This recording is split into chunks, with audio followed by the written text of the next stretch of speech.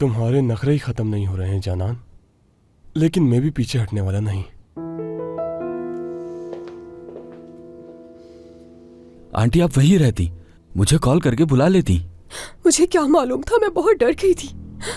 उसके बाद कुछ समझ नहीं आया और मैं भाग गई वहां से। सलीम, तुम प्लीज जाकर देखो ना, जिसे मैंने हिट किया उसकी हालत अब कैसी है। शायद वो औरत थी, याद नहीं मुझे। ठीक है आंटी, आप बिल्कुल पुरसुकून हो जाएं।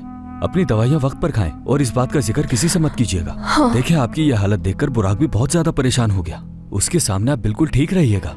सलीम, तुम जाओ ना, जाकर देखो उसकी हालत कैसी है, उसकी मदद करो, कुछ करो सलीम। आप फिक्र न करें, ये सब मैं संभाल लूंगा। इस वक्त सिर्फ आप पुरसुकून रहें और मत सोचें इस बारे में, ठीक है? चलता हूँ मैं।